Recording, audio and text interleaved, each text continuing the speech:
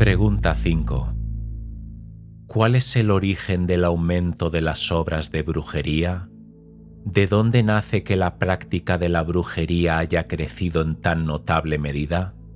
¿Es opinión católica afirmar que el origen y crecimiento de las obras de brujería procede de la influencia de los cuerpos celestes o de la abundante perversidad de los hombres y no de las abominaciones de los íncubos y súcubos? Y parece que nacen de la propia maldad del hombre, pues San Agustín dice que la razón de la depravación de los hombres reposa en su propia voluntad, aunque pequen por propia sugestión o por la de otro. Pero una bruja se deprava por el pecado y entonces la causa no es el diablo, sino la voluntad humana. En el mismo pasaje Agustín habla del libre albedrío y de que cada quien es causa de su propia maldad, y dice que el pecado procede del libre albedrío, pero el demonio no puede destruirlo, pues ello sería contrario a la libertad. Por tanto, el demonio no puede ser la razón de ese o de ningún otro pecado. Además, en el libro del dogma eclesiástico está dicho: no todos los malos pensamientos se originan en el demonio, a veces surgen de nuestro propio juicio. Pero se afirma que el origen de la brujería está en la influencia de los cuerpos celestes y no en los demonios. Como toda multitud es reductible a una unidad, todo lo que es multiforme se reduce a un principio uniforme. Pero los hechos de los hombres, tanto vicios como virtudes, son variados y múltiples, y parece que pueden reducirse a un comienzo uniformemente movido y moviente. Pero esto solo puede atribuirse a los movimientos de los astros, por lo tanto esos cuerpos son causa de tales hechos. Pero además, si los astros no fueran la causa de las acciones humanas, ya buenas o malas, los astrólogos no predecirían tan a menudo la verdad sobre el fin de las guerras y otros aconteceres humanos. Luego también son una causa.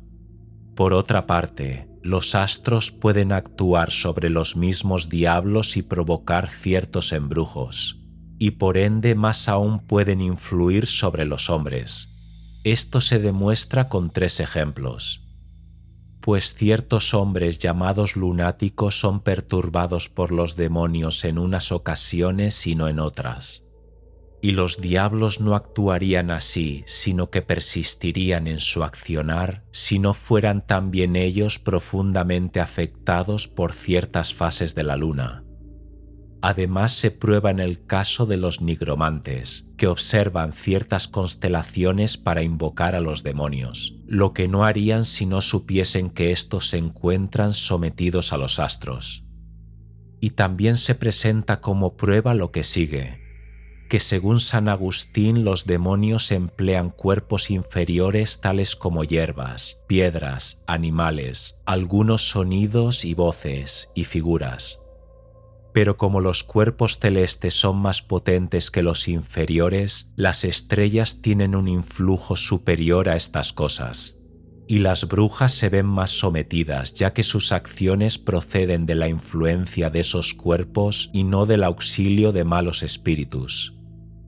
El argumento se refuerza en Reyes 16, donde Saúl fue vejado por un demonio, pero se apaciguó cuando David tocó el arpa en su presencia y el maligno huyó.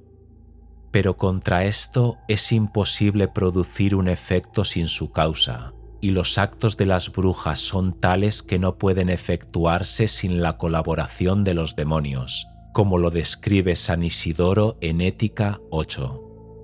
Las brujas son llamadas así por la monstruosidad de sus conjuros mágicos, pues mezclan los elementos y confunden la mente de los hombres, y sin brebajes sino con solo encantamientos destruyen almas, etc. Pero esta clase de efectos no pueden originarse por la influencia de los astros mediante la acción de un hombre. En su Ética, Aristóteles expresa que es muy difícil conocer cuál es el inicio de la operación del pensamiento y demuestra que debe ser algo externo, pues todo cuanto comienza tiene una causa, un hombre empieza a hacer lo que quiere y comienza a desear debido a una sugestión previa, y si esta es una sugestión que lo precede, debe provenir de lo infinito, o bien existe un comienzo extrínseco que acerca las sugestiones a los hombres. Y en verdad es así, a menos que se crea que es una mera casualidad, de lo que seguiría que todas las acciones humanas son azarosas, lo cual es absurdo. Por lo tanto, el comienzo del bien en el bien es Dios, que no es causa del pecado. También para los malvados debe existir una causa extrínseca que influya en el hombre para extraviarlo hacia el pecado. Esta causa no puede ser otra que el demonio, sobre todo en el caso de las brujas, como se dijo, puesto que las estrellas no pueden influir en esos hechos, por lo tanto la verdad es clara. Más aún, lo que tiene ascendencia sobre la causa también la tiene sobre el resultado. Ahora bien, el motivo de la voluntad se percibe con los sentidos o la inteligencia, sometidos al poder del maligno. Porque San Agustín declara: este mal, propiedad del demonio, se presenta por la sensualidad. Se cuela en figuras, se adapta a colores, se acopla a sonidos, se esconde en discusiones airadas y erróneas, habita en olores, se impregna de sabores y llena con exhalaciones todos los sentidos de la comprensión. Por consiguiente, queda claro que el diablo tiene la fuerza para influir en la voluntad, que es causa directa del pecado. Además, todo lo indeterminado precisa un factor determinante para pasar al acto, y el libre albedrío puede escoger entre el bien y el mal. Por eso, cuando abraza el pecado, le es necesario que sea determinado por algo que conduzca al mal. Y esto parece tarea principalmente del demonio, en especial en las actitudes de las brujas, cuya voluntad está dirigida a la maldad. Por tanto, parece que la mala voluntad del demonio es argumento para la mala voluntad del hombre, en particular la de los brujos. Esto puede explicarse de esta manera: así como un ángel bueno hace el bien, uno malo se inclina al mal. Pero si lo primero dirige al hombre a la bondad, el segundo lo lleva a la malicia. Pues según Dionisio, la ley divina, inalterable y fija, es que lo inferior tenga causa en lo superior. Respuesta. Quienes sostienen que la brujería tiene origen en el influjo de los cuerpos celestes incurren en tres errores. En primer lugar, no puede ser que tenga origen en astrólogos, trazadores de horóscopos y adivinadores. Y si se pregunta si la peste de la brujería se provoca por influencia de los astros, entonces, en atención a la variedad de caracteres de los hombres y para defensa de la fe, hay que formular una distinción. Hay dos maneras por las cuales puede entenderse que los caracteres de los hombres pueden ser causados por los astros, ya en forma total y suficiente, ya por disposición y contingencia. Para el primer caso no solo es falso, sino tan herético y extraño a la religión cristiana que la verdadera fe no puede sustentarse en un error como este. Por esa razón, quien presume que por necesidad todo deriva de los astros deja de lado los méritos y por lo tanto las culpas. Asimismo suprime la gracia y peor aún la gloria, pero la honestidad del carácter se perjudica con este error, ya que la culpa del pecador recae en los astros. Se le da licencia para pecar sin remordimientos y se entrega al hombre al culto y adoración de los astros. Pero en relación con la afirmación de que los caracteres de los hombres cambian por disposición de los astros, es cierto que no contradice la razón o la fe, pues es notorio que la disposición de un cuerpo provoca variantes en los humores y actitudes del alma, porque el alma imita la contextura del cuerpo, como lo explica el libro de los 6 principios. De allí que los coléricos sean iracundos, los sanguíneos benévolos, los melancólicos recelosos y los flemáticos perezosos. Esto no es absoluto, pues el alma es dueña de su cuerpo, en especial cuando recibe el favor de la gracia. Y vemos que algunos coléricos son dulces y los melancólicos bondadosos. Por ende, cuando el poder de los astros interviene en la formación y calidad de los humores, debe admitirse que tiene alguna influencia sobre el carácter, aunque distante. Pues el poder de una naturaleza inferior ejerce un mayor efecto sobre la calidad de los humores que el poder de los astros. De allí que San Agustín, cuando resuelve la cuestión de los hermanos que enfermaban y se curaban a un mismo tiempo, prefiere el pensamiento de Hipócrates que el de un astrónomo, porque Hipócrates responde que el caso se debió a la similitud de sus humores y el astrónomo afirma que la causa era la similitud de sus horóscopos. Pero la respuesta médica era pertinente, ya que refería a la causa más inmediata. Así pues, es preciso decir que la influencia de los astros incita hasta cierto punto a la maldad de las brujas, si se admite la existencia de ese influjo sobre sus cuerpos, que las predispone a esas conductas abominables antes que a cualquier otra clase de obras, ya viciosas o virtuosas.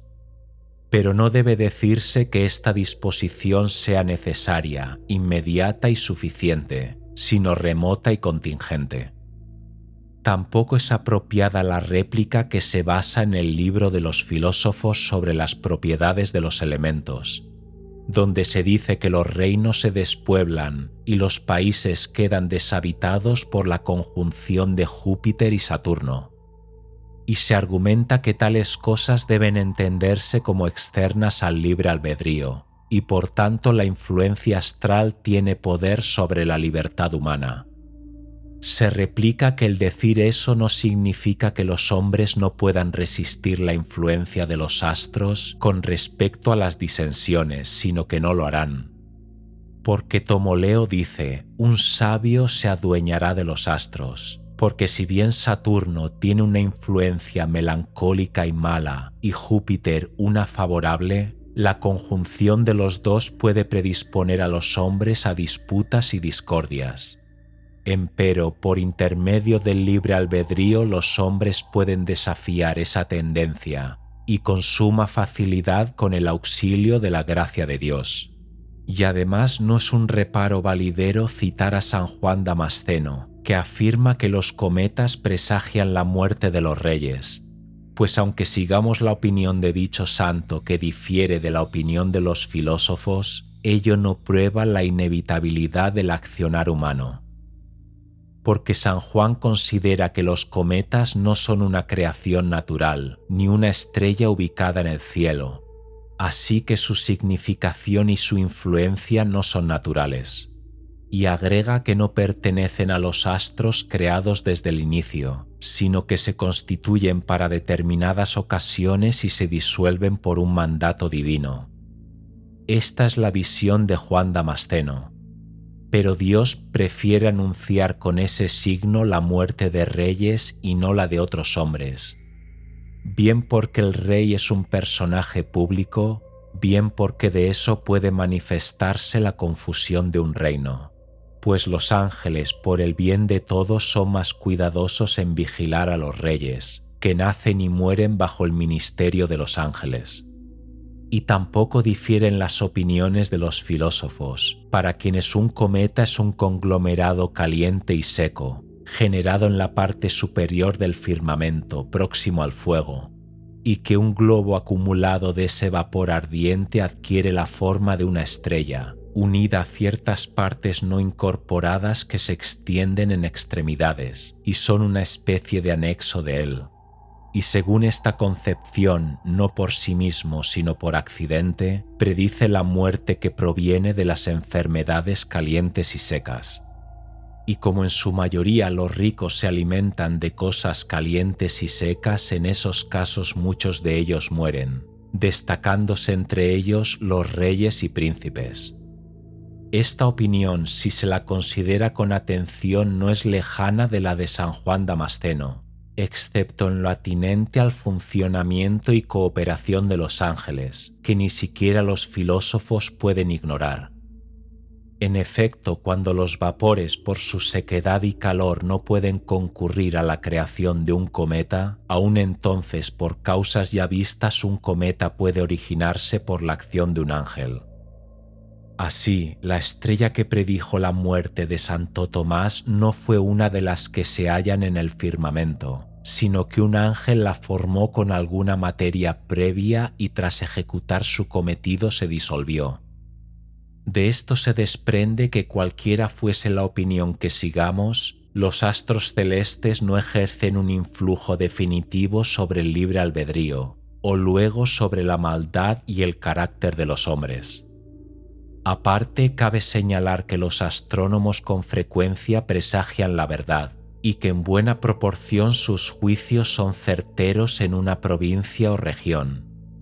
La razón estriba en que formulan sus predicciones de los astros, que según se cree poseen un influjo mayor, mas no decisivo en las acciones del género humano en general. Esto es, más sobre una nación o un pueblo que sobre una persona. Y ello porque la mayoría de una nación obedece a la disposición natural del cuerpo más de cerca que un individuo, pero esto es incidental. Y la segunda de las tres maneras por las cuales resguardamos el argumento católico es reparando los errores de los que trazan horóscopos y de los astrólogos que adoran a la diosa de la fortuna. Sobre ellos San Isidoro dice que son así llamados porque examinan los astros en su nacimiento, y por lo general se los denomina matemáticos. Y en el mismo libro dice que la fortuna toma su nombre de lo fortuito, y que es un tipo de diosa que se mofa de los quehaceres humanos de manera casual y fortuita. Por eso se la llama ciega, que corre de aquí para allá sin diferenciar buenos o malos. Esto dice Isidoro. Pero creer que existe una diosa semejante o que el daño infligido a cuerpos y criaturas que se atribuye a la brujería no procede en verdad de ella sino de esta diosa fortuna es idolatría. También es ajeno a la doctrina y a la opinión de los filósofos afirmar que las brujas han nacido con el objeto de hacer esos actos malditos. Quien lo desee puede volver a Santo Tomás, libro 3 de su Suma de la Fe contra los Gentiles, pregunta 87, y hallará las respuestas referidas a esto. Pero cabe no omitir un punto en atención a quienes tal vez carezcan del libro citado. Se señala allí que se deben considerar tres influjos en el hombre, que son el acto de la voluntad, el del intelecto y el del cuerpo.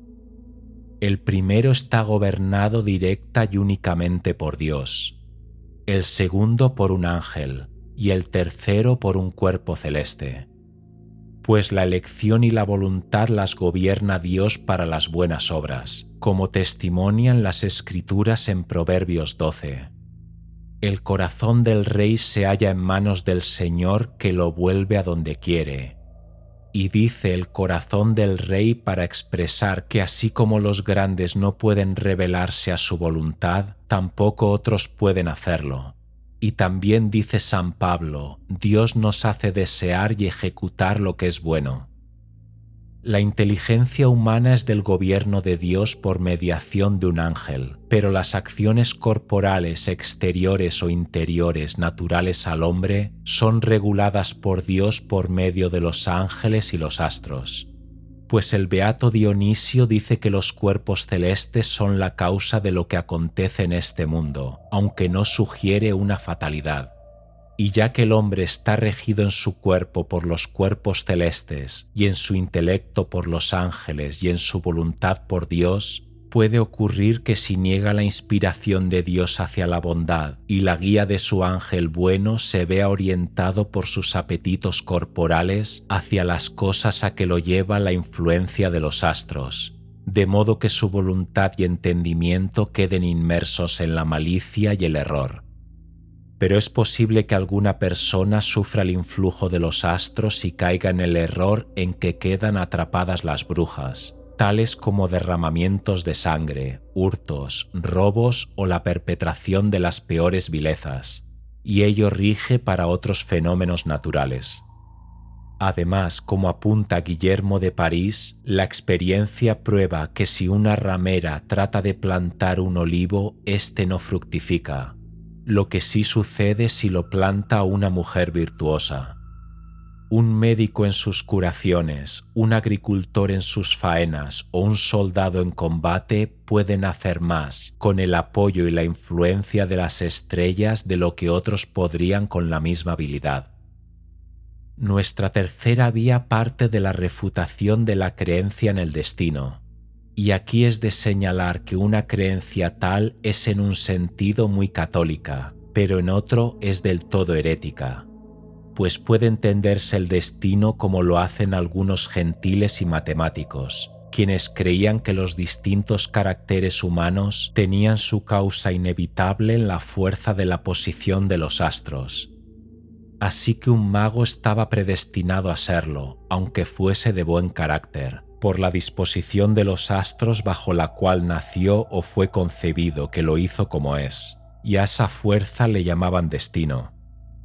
Pero ese postulado no solo es falso, sino hereje y desde toda óptica deleznable, debido a los errores que de ello se derivan, pues se anularía todo mérito o culpa y además la causa de la gracia y la gloria, y Dios se convertiría en autor de nuestros males y desgracias.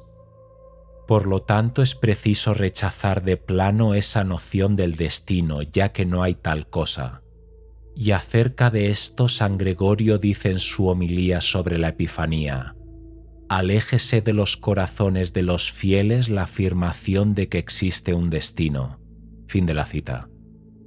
Y si por la misma incongruencia que ambas comparten, esta opinión puede parecer igual a la de los astrólogos, son sin embargo distintas en tanto chocan respecto de la fuerza de los astros y la de los 7 planetas. Pero puede comprenderse que el destino es una especie de segunda disposición para producir los efectos previstos por el Creador. Y de esta manera, en verdad, el destino es algo, pues la providencia de Dios logra sus efectos a través de causas mediadoras, en asuntos sometidos a segundas causas, aunque no en el caso de otros asuntos, como la creación de almas, la glorificación y el logro de la gracia. Los ángeles también pueden colaborar en la infusión de la gracia, esclareciendo la inteligencia y orientando la voluntad, y así puede decirse que cierto orden en los resultados es igual que la providencia e incluso que el destino, pues se considera que hay en Dios una cualidad que puede llamarse providencia, o bien puede decirse que Él ordenó las causas intermedias para lograr algunos de sus objetivos. Entonces el destino es un hecho racional, y así habla Boettio acerca del destino. El destino es una disposición interna de las cosas, por la cual la providencia obliga a las cosas a cumplir lo que les fue ordenado.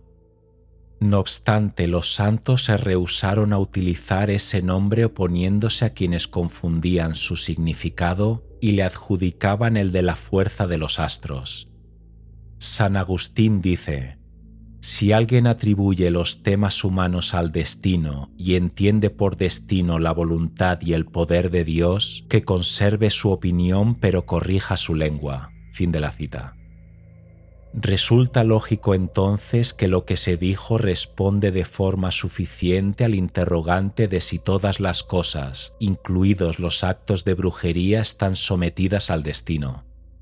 Pues si se dice que este es el orden de las causas segundas de los resultados previstos, es decir, cuando Dios quiere realizar sus propósitos por intermedio de esas segundas causas, en esa medida están sometidos al destino, o sea, a seguir las causas que Dios dispuso, y el influjo de los astros es una de esas causas. Pero estas cosas que directamente provienen de Dios, tales como la creación de las cosas, la glorificación de las sustancias y espirituales y otras de este género, no están sometidas a ese destino. Boettio respalda este postulado cuando dice que las cosas próximas a la deidad primitiva están más allá de la influencia del destino.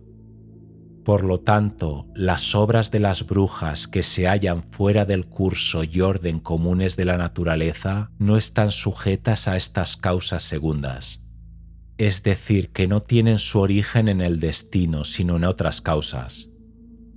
La brujería no es causada por los poderes que mueven los astros. De esto se sigue que así como la brujería no puede ser causada en la manera que se ha sugerido, tampoco es producto de las diferentes esencias que son los poderes que mueven a los astros, aunque se creyó que esta fue la causa que encontró la escuela de Avicena por las siguientes razones.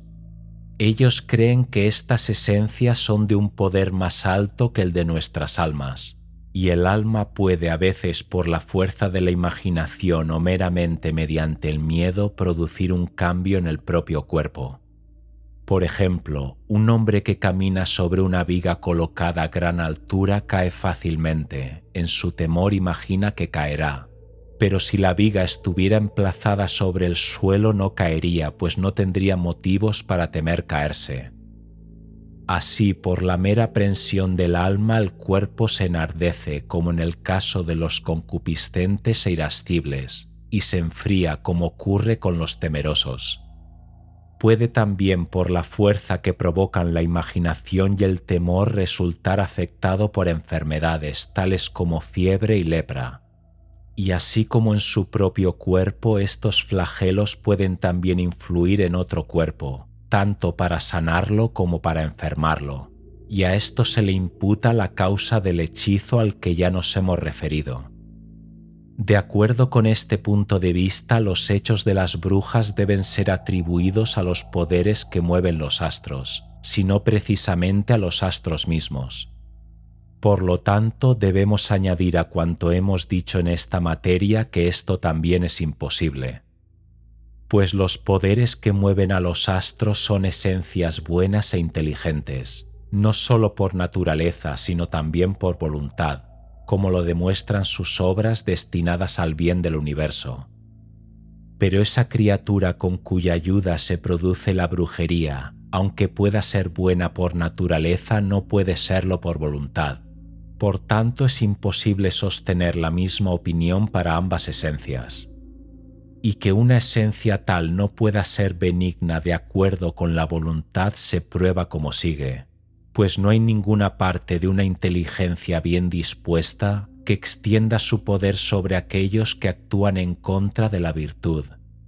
Y de esa clase son las acciones de las brujas, porque ya se demostrará que cometen asesinatos, fornicaciones y sacrificios de niños y animales, y por sus hechos malignos se las llama brujas. Por lo tanto, la inteligencia con cuyo auxilio se cometen tales brujerías no puede ser considerada virtuosa, aunque puede ser buena en su origen natural, ya que todas las cosas lo son, como es evidente para cualquiera. Tampoco es propio de una buena inteligencia aliarse con los criminales e influir en ellos, sino en los virtuosos, pues ellos son criminales que utilizan las tretas de la brujería y por sus obras se los conoce. La función natural de las esencias que mueven a los astros es influenciar a cualquier criatura para el bien, aunque a menudo ocurre que se corrompan por algún accidente. Por eso esas esencias no pueden ser la causa original de la existencia de las brujas. Además, es parte de un espíritu benévolo conducir a los hombres hacia aquello que es bueno para la naturaleza humana y de buena fama. Por lo tanto, atraer a los hombres al vicio y traicionarlos con artes malignas corresponde a un espíritu vil. Y por las vilezas de tales espíritus los hombres no hacen avances en aquellas cosas que son dignas, como la ciencia y la virtud, sino en aquellas que son malas, como el robo y un centenar de crímenes similares. Por ello el origen no reside en esa sustancia, sino en algún poder dispuesto hacia el mal y no hacia la virtud. Además, no puede comprenderse como un espíritu bien dispuesto al que comete crímenes.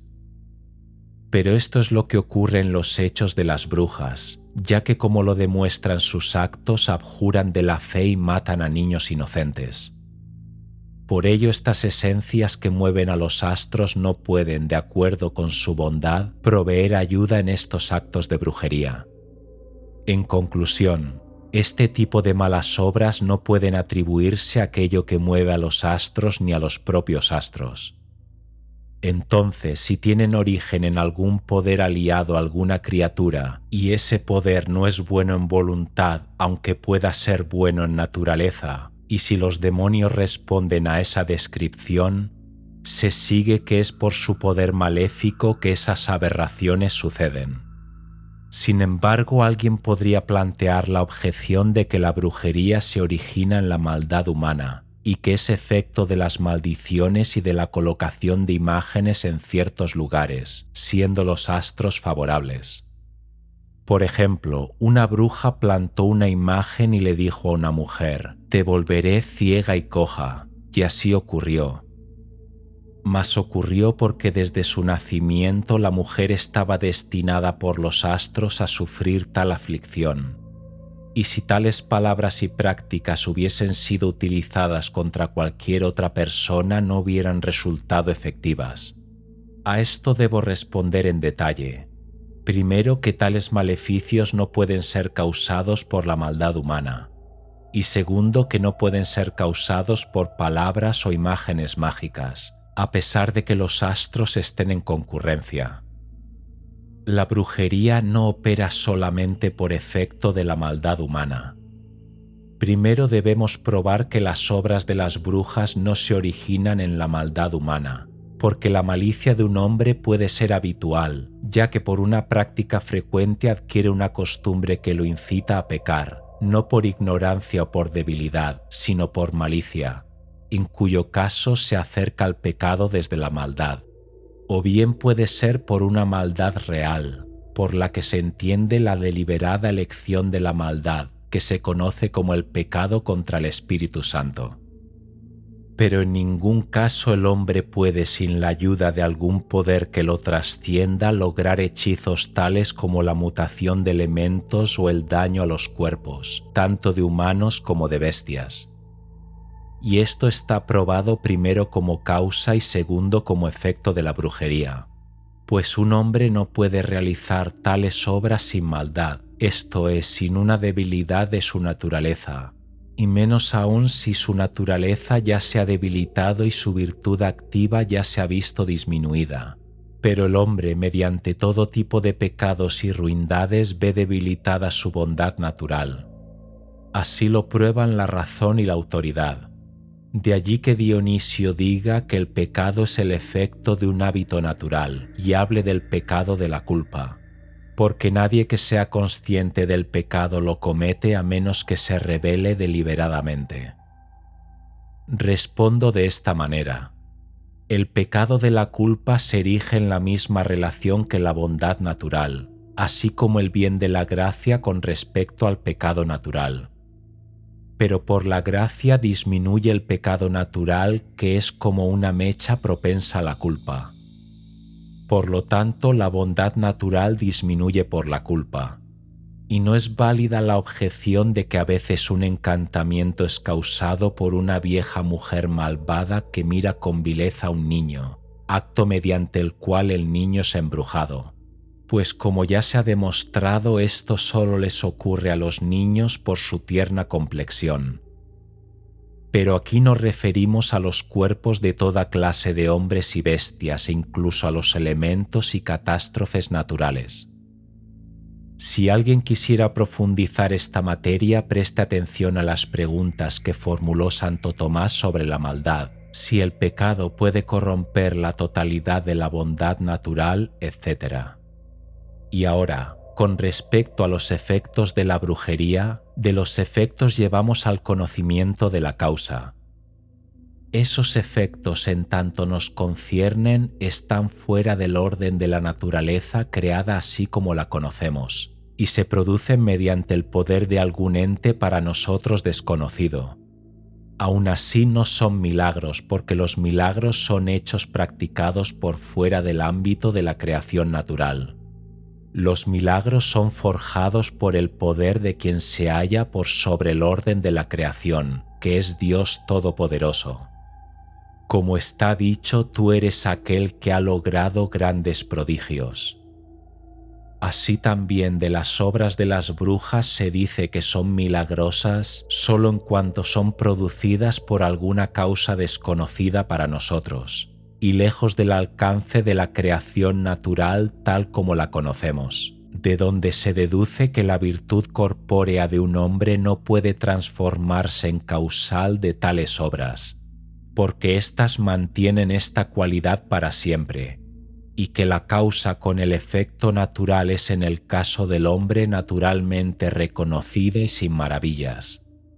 Y está claro que las obras de las brujas por su propia naturaleza, que excede el conocimiento humano, pueden de alguna manera ser llamadas milagrosas porque no son hechos naturales.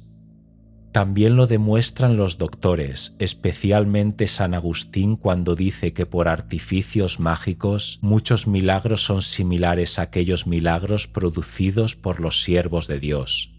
Y también opina que los magos hacen milagros por contratos privados, los buenos cristianos por la justicia pública y los malos cristianos por las apariencias de la justicia. Y todo eso se explica como sigue. Existe una justicia divina en todo el universo, así como existe la ley pública en el marco del Estado. Pero la virtud de cualquier criatura tiene relación con el universo, mientras que la virtud individual y privada tiene relación con el Estado. Por lo tanto, ya que los buenos cristianos hacen milagros por justicia divina, también se dice que los hacen por justicia pública. Pero del mago que trabaja por un pacto contraído con el demonio se dice que trabaja con contrato privado, ya que lo hace influido por el demonio, que por su poder puede hacer cosas por fuera del orden de la creación natural. Y serán para nosotros milagros aunque no lo sean, porque solo Dios puede obrar milagros. Como está dicho, tú eres Dios, el único que puede obrar grandes prodigios. Pero los malos cristianos trabajan por los signos de la justicia pública, ya invocando el nombre del Señor, ya exhibiendo ciertos sacramentos. La brujería no se produce por voces o invocaciones hechas con una influencia favorable de los astros. Tampoco la brujería se produce por palabras pronunciadas sobre imágenes por hombres con el favor de los astros, pues el intelecto del hombre es de tal condición que su conocimiento brota de las cosas, y los fantasmas deben ser examinados racionalmente.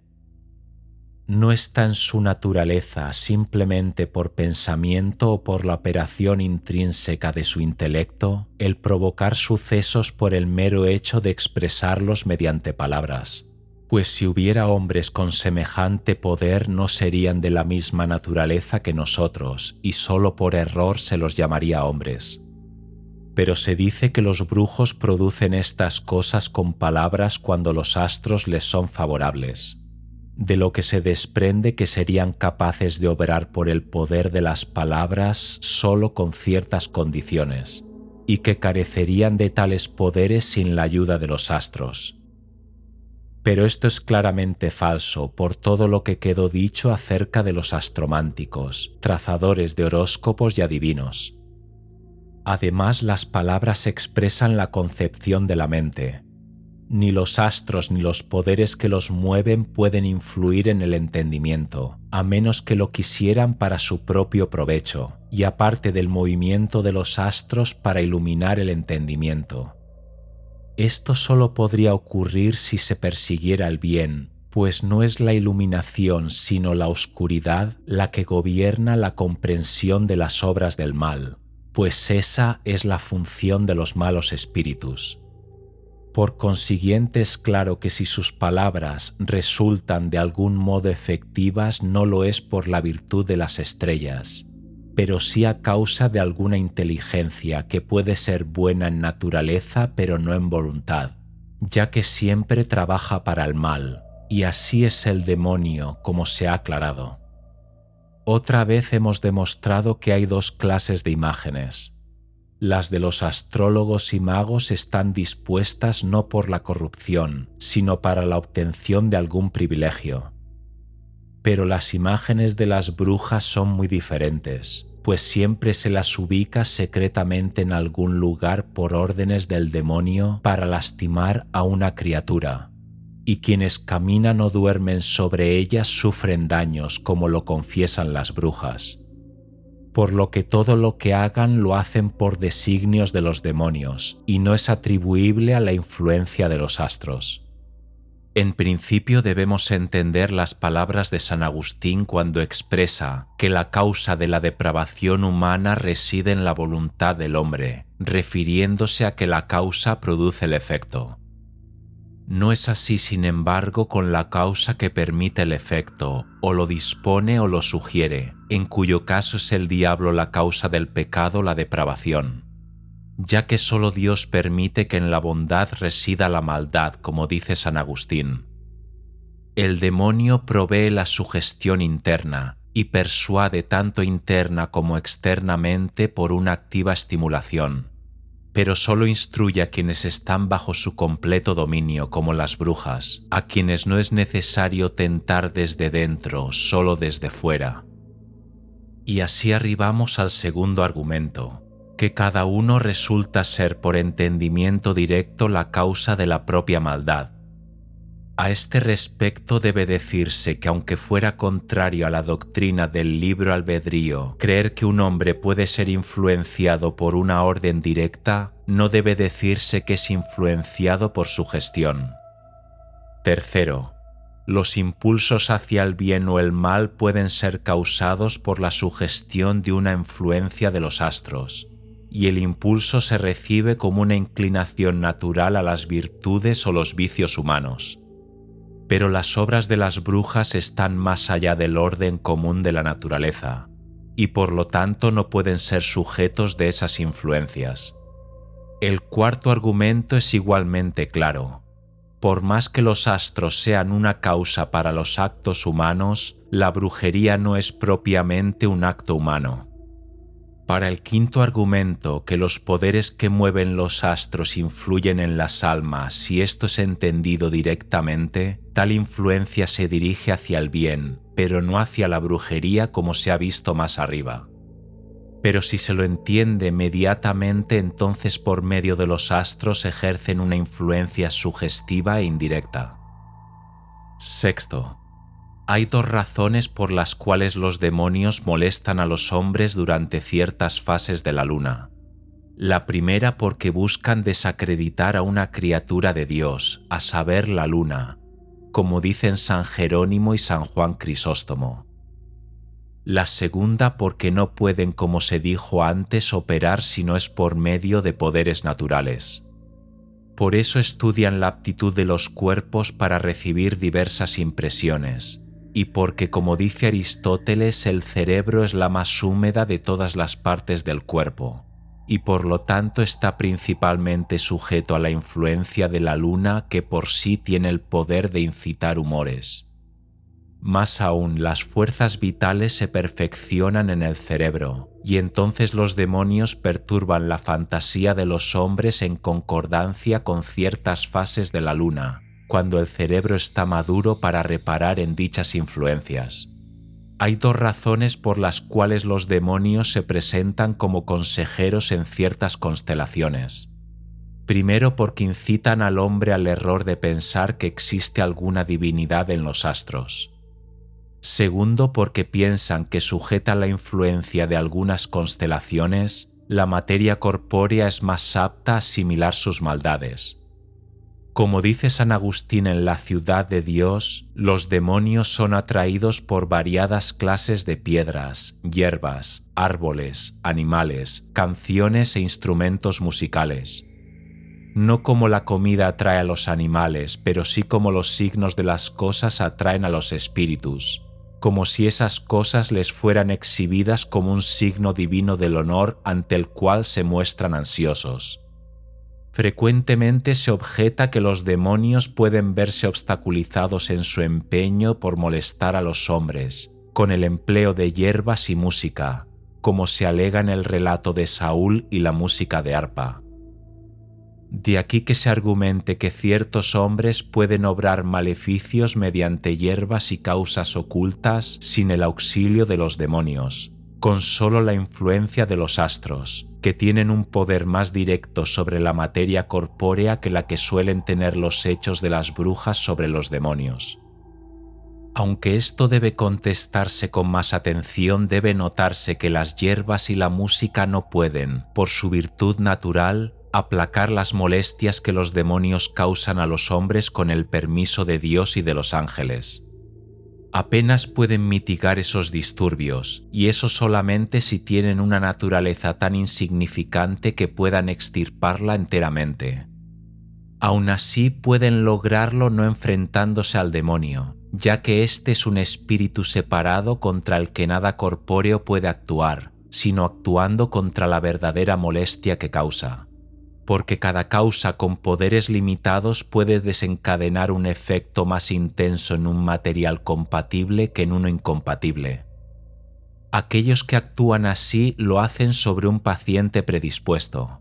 El demonio es un agente de poder limitado, por consiguiente puede infligir una aflicción más violenta en una persona dispuesta a tal aflicción o a la que el demonio desee infligir que en una persona con la disposición contraria. Por ejemplo, el diablo puede inducir con mayor vigor a la melancolía a un hombre propenso a ella que a otro con la naturaleza inversa. Además, es cierto que las hierbas y la música pueden cambiar la disposición del cuerpo y, consecuentemente, sus emociones. Esto es evidente en el caso de las hierbas, ya que algunas inclinan al hombre a la alegría y otras a la tristeza, y así con otras. También es claro en lo que respecta a la música, como lo muestra Aristóteles, donde dice que distintas armonías pueden despertar diferentes pasiones en el hombre. Boecio también hace esta mención en su música y el autor del Nacimiento del Conocimiento, donde se refiere a la utilidad de la música y la menciona como valiosa en la cura o alivio de diversas enfermedades. Y de esta manera puede colaborar al debilitar otras aflicciones. Pero no veo cómo las hierbas o la música puedan permitir que un hombre no se vea afligido por el demonio.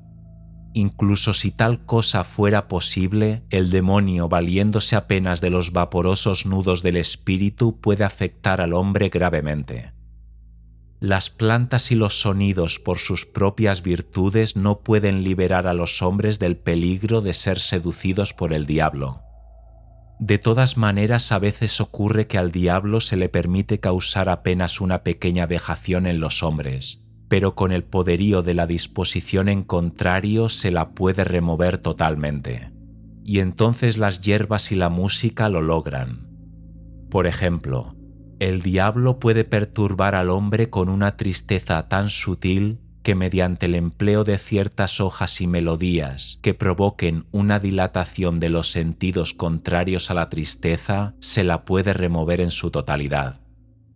Más aún, en su segundo libro de la doctrina cristiana, San Agustín condena los amuletos y otros artilugios, concediéndole sus virtudes a las artes mágicas, ya que no poseen virtudes naturales que les sean propias. Y es claro lo que dice: de esta clase provienen todos los amuletos y encantamientos que son condenados por las escuelas de medicina, que se oponen abiertamente a su uso en tanto no son eficaces por sí mismos. Y con respecto a lo que expresan las Escrituras en Reyes 16, que Saúl, que había sido atacado por un maligno, resultó aliviado cuando David pulsó el arpa ante él, y que el demonio se alejó.